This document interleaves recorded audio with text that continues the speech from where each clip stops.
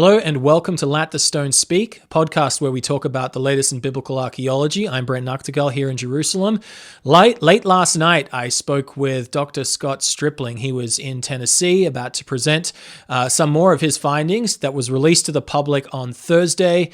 This was probably, or is, one of the most dramatic discoveries ever in the history of biblical archaeology, and it is set to revolutionize the understanding of the early writing of the Bible related to the periods of the first 5 books of the Bible, Joshua, Judges, writing in those time periods. I'm, of course, talking about the discovery of a tiny curse tablet, 2 centimeters by 2 centimeters, with 40 proto-alphabetic letters on them, or very, very, very early Hebrew, we could put it that way. This is the oldest proto-alphabetic script that's ever been found in the land of Israel, and it was found on the mountain of Curse, where the Bible says that Joshua assembled half the tribes of Israel right after they took part of the promised land, and they had an altar there where they sacrificed to God and renewed their covenant. This is, again, it's impossible to overestimate how important this discovery is for the world of biblical archaeology and the understanding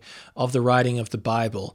And there is a tidbit inside this interview that you wouldn't have heard before, even if you've been tracking all the news of the discovery related to some other words that are there on the inscription. And so you'll be looking forward to that. We're going to have a little write-up about the significance of that in the next couple of days at armstronginstitute.org, so you can be watching for that as well. I don't really dwell on too much of the significance of that inside the interview, but we will certainly write that up so you can see why it is significant that you had 2 names of God back to back, the word El for God, El, and then Yahweh straight after another, again on a 14th, 13th century piece of writing. Absolutely phenomenal discovery. Please enjoy this interview with Dr. Scott Stripling. I'm here with Dr. Scott Stripling, the provost at the Bible Seminary in Katy, Texas, as well as the director of the renewed Shiloh excavations, and also the director of a sifting project that took place back in 2019 in the North Central Highlands of what's known as the West Bank or Samaria. And he is the leader of a team that has an absolute dramatic discovery, one of the most important discoveries in biblical archaeology. Thank you very much for coming on the show. Thank you for having me, Brent. So I want to get your feedback, first of all, about the press conference that took place on Thursday. I think it was about 10 a.m. Central Time, where you unveiled this inscription, a curse tablet from around 3,400 years ago that has some very important writing on it. What was the reaction inside the room there in Houston where you were delivering this, and what has happened since? I even noticed that it was on Drudge Report, so it's getting worldwide attention, this discovery. The atmosphere was pretty electric in the room. I mean, people were there because they knew that we were going to be making a big announcement, and it was pretty electric. And then we, of course, had people from around the world that were participating virtually in the press conference as well. So, yeah, I was pretty pleased with the outcome. And you were presenting this discovery of 2 other scholars at Haifa University, Professor Gershon Galil, as well as a professor from Germany, Peter van der Veen. They were the epigraphers that helped you out with the deciphering of this inscription. Please, if you could, first of all, tell us what the inscription says, and then we'll get back into some of the dating of the inscription and why it's important from that standpoint. Well, it's a curse tablet. There were 40 letters that we were able to identify on the inside of the tablet, and 23 words altogether. The word cursed is repeated 10 times, and the divine name Yahweh appears twice. And so it's a curse tablet, 2 by 2 centimeters, folded from Mount Ebal, the mountain of the curse, and proclaims essentially what I believe is a self-imprecatory or binding covenantal type curse, as we read in Joshua 8. So Joshua 8, if we go to the Bible, it describes, I think in verse 30 or 31, how Joshua, after conquering Jericho and Ai, as you would say, they go up to this location and to renew the covenant with God after just taking the promised land, or at least their initial strike on the promised land, I suppose. And Joshua builds an altar. And this discovery that you've made of an inscription on this mountain is very much related to this this altar that you believe Joshua built. I think so. Epigraphically, it's pretty clear that this is an LB2 inscription. And so it's very early, and I think it's pretty clear that it's the oldest Hebrew inscription that we have to date. It's what I would call a proto-alphabetic or proto-Hebraic inscription. And how specific can we be? I think it's a bit open-ended. We can interpret that as the very beginning of LB2, around 1400. You could interpret it as toward the end of LB2, and perhaps an individual later in the altar's use, may have placed it there. So, folks may have different views on that, but the style of the writing and the derivation of the actual mineral composition of the lead points definitely to LB2. So I'll get back to this in a second, but I guess I should set it up a little bit more for people slightly unfamiliar with the biblical history of this place. Perhaps you can just talk about what the tribes were doing on Mount Ebal, Mount Gerizim, and then maybe a little bit of the detail of Professor Zertal's excavations in the 80s and the pushback he got. He since died in 2015 after making some dramatic discoveries. Yours kind of comes along and says, I think Zertal was right, very much so. So maybe the bit of the background of the biblical picture, and then what Zertal found, and then how you added to Zertal's findings through this inscription. Okay, sure. Well, first, let me give you an anecdotal story, and if I forget what the original question was, you'll have to remind me. That's fine. Larry Stager from Harvard famously said, if Zertal is right and there is an altar on Mount Ebal, then we scholars all need to go back to kindergarten. And so we would now say that class is in session, I suppose, for the kindergarten class. There's a whole lot of rethinking that needs to be done, and I think that Zertal is vindicated. But your question was, what were the tribes doing there? So they have victory at Jericho. They have a victory at Ai after a defeat at Ai. And Moses had told them in Deuteronomy 27, when you come into the land and gain a foothold, which is now what they had after the victories at Jericho and Ai, you're going to go north to, he doesn't mention Shechem because it didn't need to be mentioned. They knew that Shechem was between Mount Gerizim and Mount Ebal. You're going to go and place 6 of the tribes on Mount Gerizim to pronounce blessings, 6 of the tribes to pronounce curses. He also did not need to explain that that's point 4 of how covenant is made in the late Bronze Age. They knew that. We're the ones who, have to get historical context on it. So this is all about covenant renewal. So the Ark of the Covenant is in the middle, where Tel Balate is today, ancient Shechem. 6 tribes on one mountain, 6 tribes on the other, binding themselves in this covenantal agreement. So point 4 of a late Bronze Age covenant, 5-point covenant, would be to bind yourself on an oath that involves blessings and curses. Joshua 8:30 says that then Joshua built an altar on Mount Ebal, and they wrote the words of the law there on plastered stones, and wrote the words of the law. And it is there in that altar context, with the earlier smaller round altar, later covered by a rectangular altar to venerate and protect it, that from that refuse or that dump that we were able to recover this tablet. So Zertal excavates this area in the mid-80s. He takes off a bunch of stones off the top of this big heap of stones. He finds a structure that I think by 1982 or 3 he believes is an altar structure. He finds a lot of other discoveries that is showing that this was sacrificial site. You've got lots of burnt bones and other elements that could be used in that service as well. And then with all of his dirt, he's got to put it somewhere as he removes it. And you basically took his dumps of dirt that I guess he put somewhere near to the site. And then you back in 2019 said, hey, we don't have much to do right now. Perhaps Corona's on. Let's go back there and investigate that dirt. Well, that's almost entirely correct. This was just pre-corona, but we often do winter projects. And so I've got students that we're always trying to train, and they need fieldwork time. And over the years, I have found some very valuable things we can do in the wintertime. And you're sort of rolling the dice on the weather, whether you're going to have especially good up weather or there, I not. suppose. But for us, it was a good gamble because it could not have been any better. I mean, it was sunny and cool and great working weather, so much better than the blistering heat of the summertime. But yeah, that's what we did. We were able to relocate about 30% of his dumps. So we had an east dump and a west dump and a central dump. So we took about 30% of the overall dump material, 75% of which came from the east dump and about 25% from the west dump.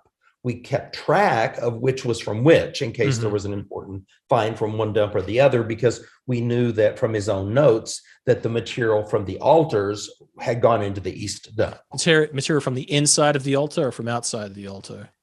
Inside the altar, because there wasn't really any outside. Okay. There were features, installations on the outside.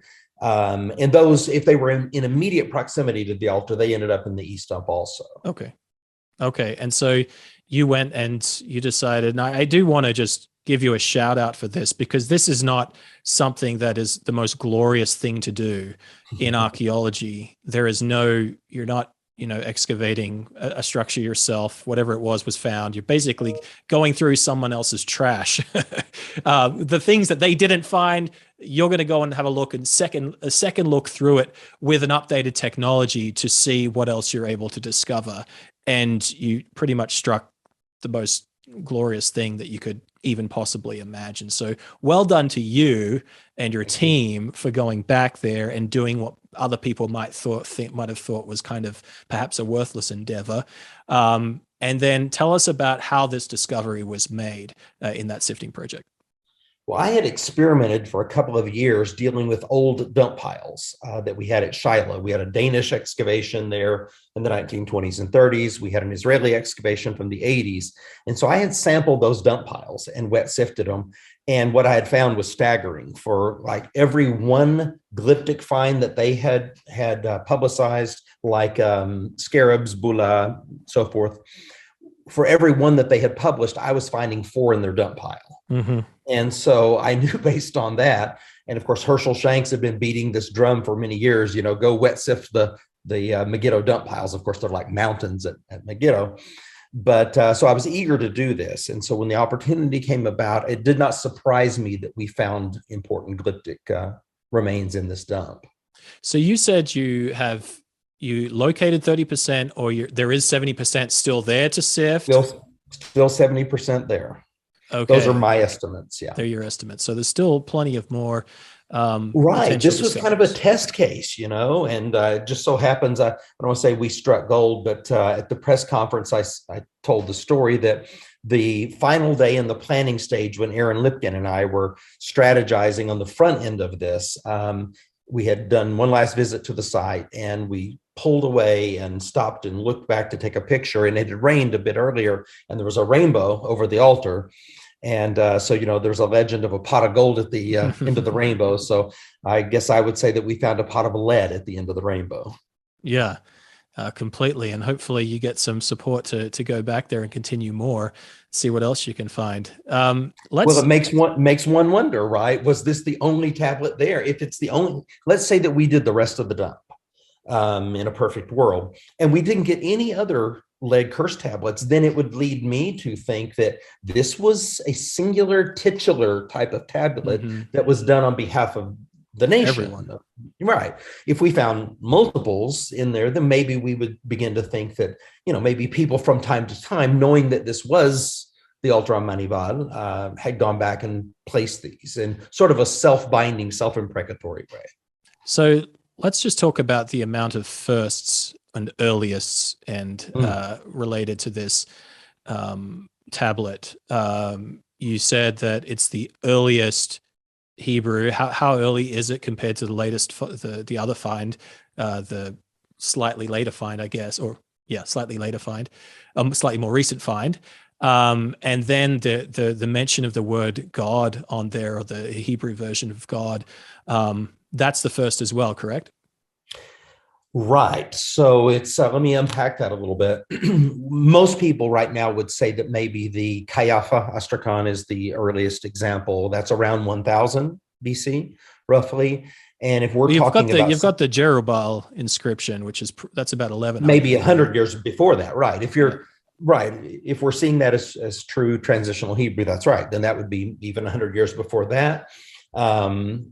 So we would be talking about, let's say that's around 1100, in that we were accepting that. Now we're talking about something that's 1200 to 1400. So anywhere from 100 to 300 years older than that. Now there is like the new Lachish Milkbo Ostrakhan that is out there. Most scholars that are writing about this are seeing that as Canaanite, but I think time may show that it's actually a transitional script as well. Doug Petrovich just wrote an article in a popular magazine, Bible and Spade, on that. And so it hasn't gone through peer review, and we don't know what acceptance that might have, but that could potentially be from that same time period as well. But even so, you have a very early Hebrew or proto-alphabetic inscription, the earliest that's been found, most likely in the land of Israel, and it has the word twice relating to God, the divine name. That's what's amazing. It's really amazing, and it's 3 letters instead of the 4, which you would see elsewhere. Right. So why is that? Okay, but it's not standardized. You have to remember, even in the biblical text, even in the later Masoretic text, you even have a 2-letter abbreviation for Yahweh in Isaiah, for example.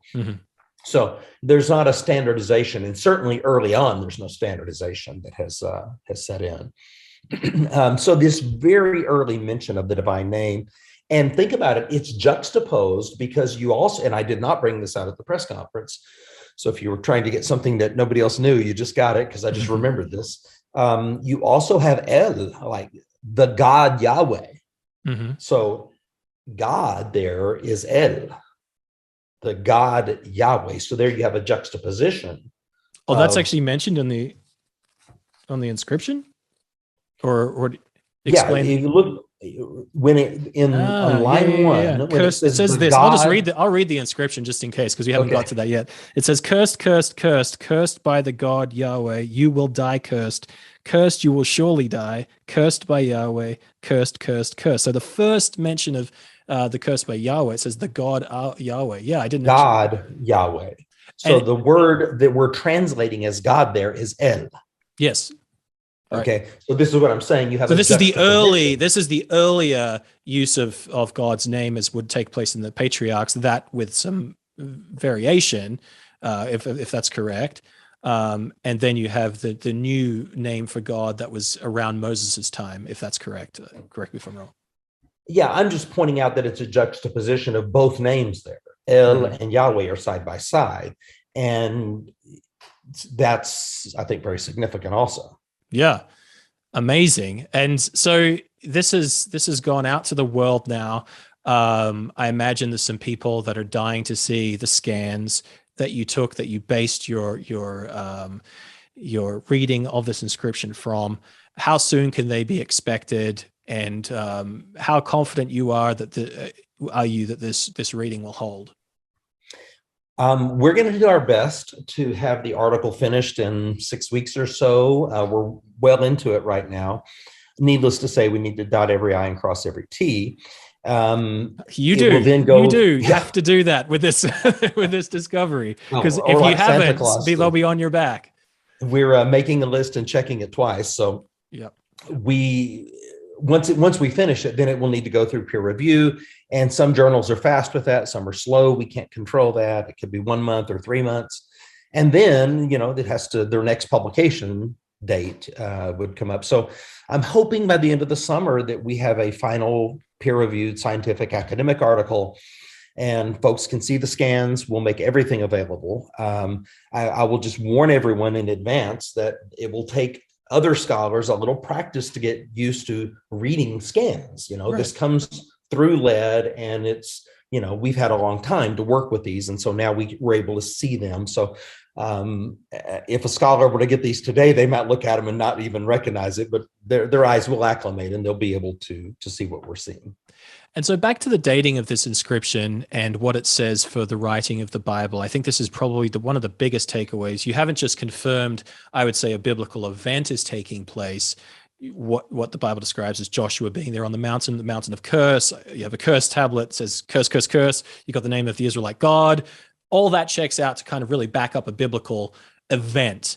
But then what does your inscription say to the writing of the Bible, how early the Bible was written? Was it written by eyewitnesses in many ways, as the Bible describes, with a bit of editing by later biblical figures, or perhaps?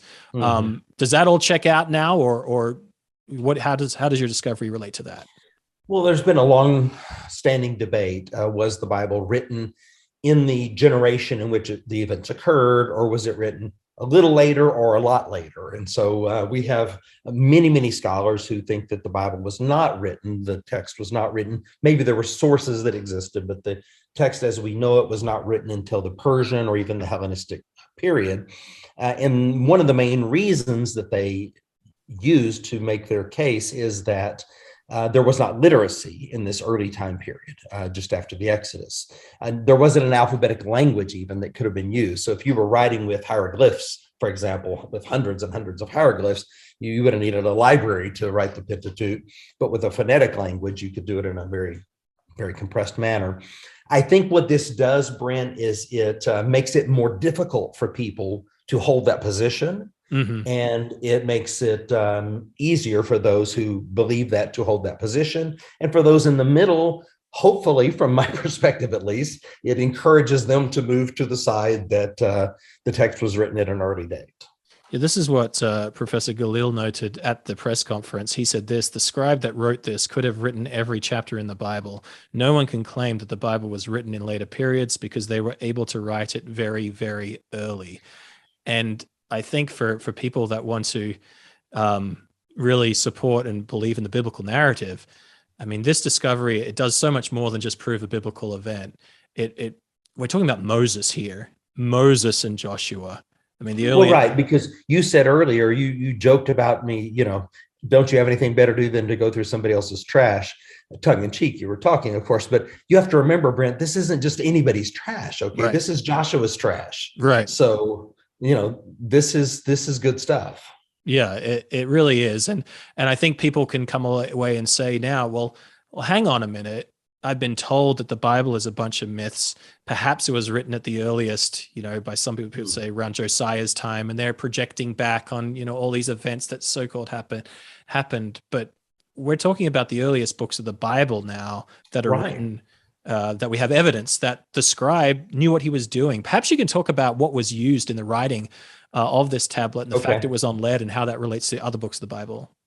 Before I do, let me briefly say this: like, how would a scribe in Josiah's time, how would he have known that there was an altar on Mount Ebal? Right.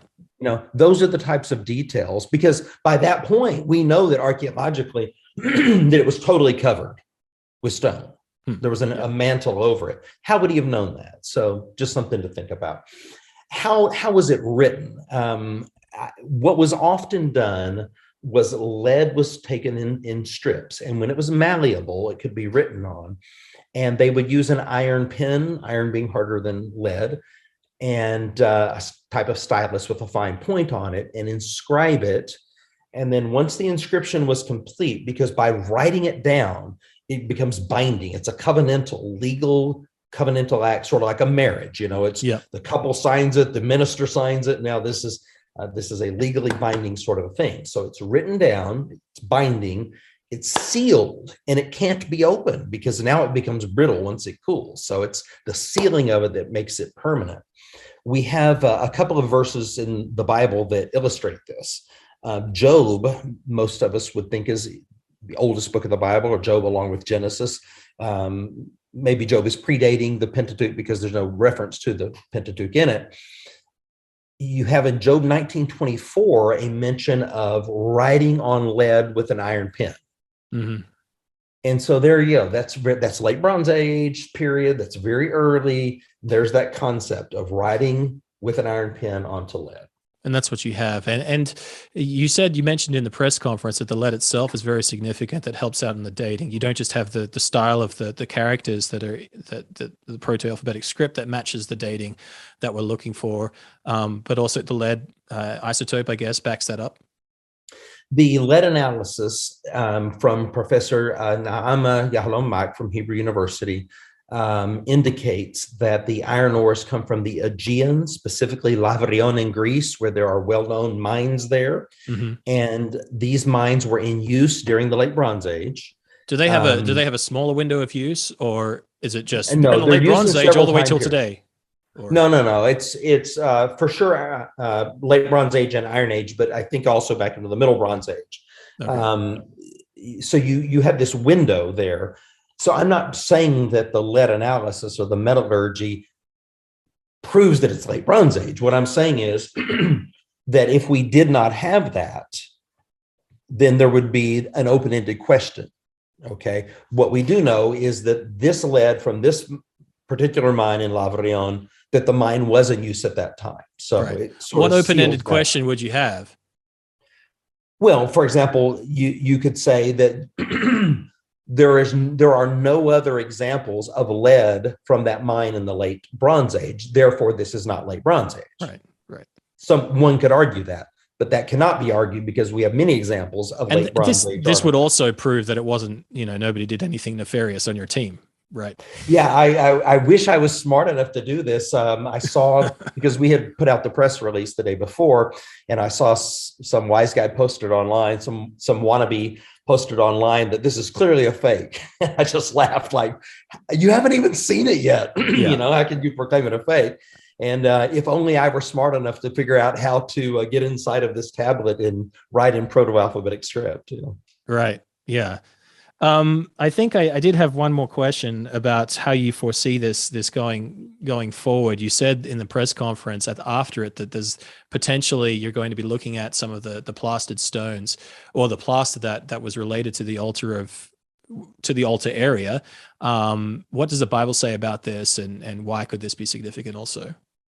Okay, so Joshua is commanded to plaster stones and to write the words of the law on them there.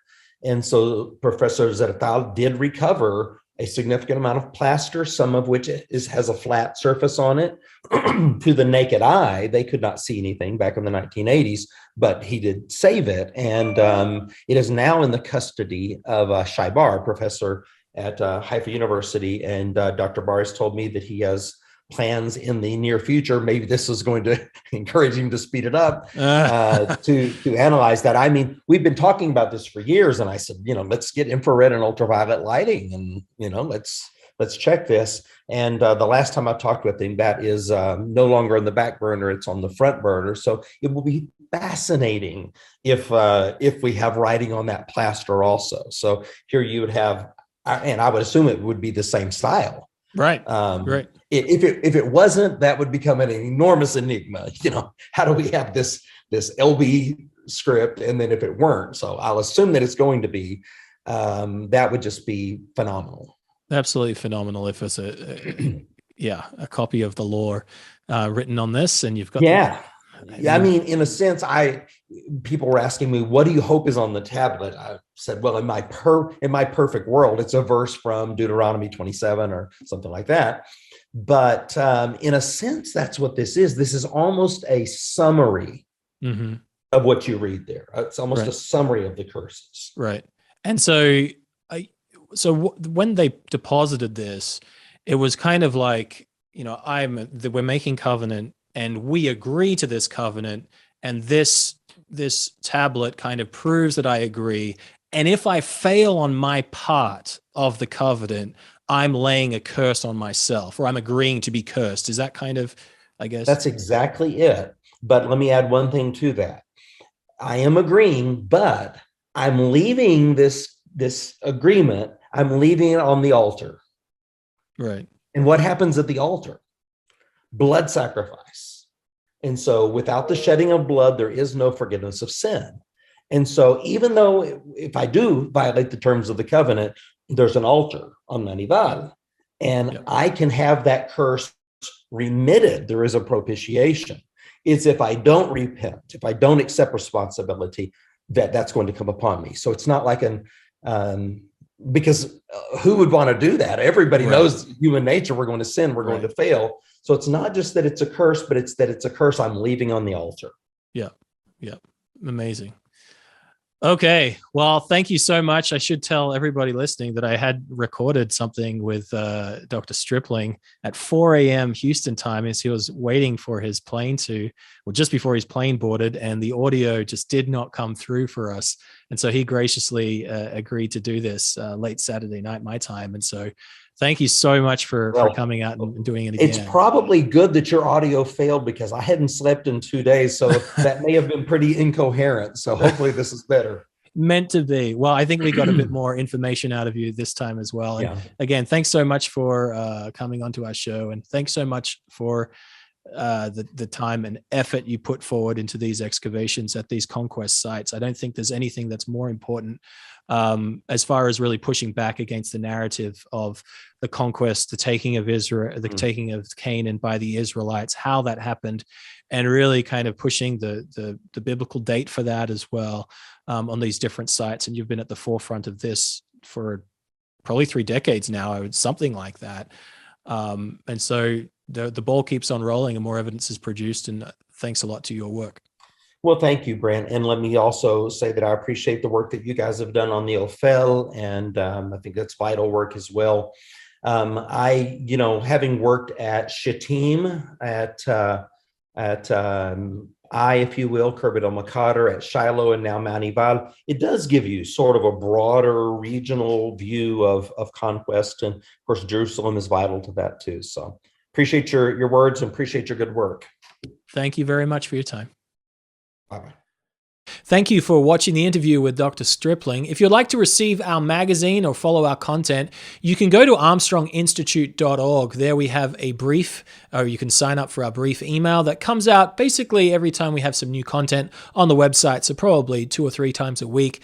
You can also sign up for free for our biblical archaeology magazine, Let the Stones Speak. This will be sent to you 6 times a year for free. You can renew for free. We'll never, ever, ever ask for your financial details, no credit card numbers, no nothing.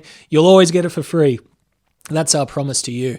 And so if you want to receive all this information, particularly related to the altar in this latest edition, in your to come into your mailbox, a hard copy, that's how I like to read things if I can, please do sign up at the website also. If you want to send some feedback or sign up probably the old-fashioned way, you can write your emails to letters@armstronginstitute.org. That'll come to me, and I'll make sure that you get on our mailing list. Thank you very much for listening again to today's podcast. Please subscribe to our podcast if you like, and if you found it beneficial to yourself. And this is the type of content that you can expect going forward from our podcast, Let the Stones Speak. Have a great day.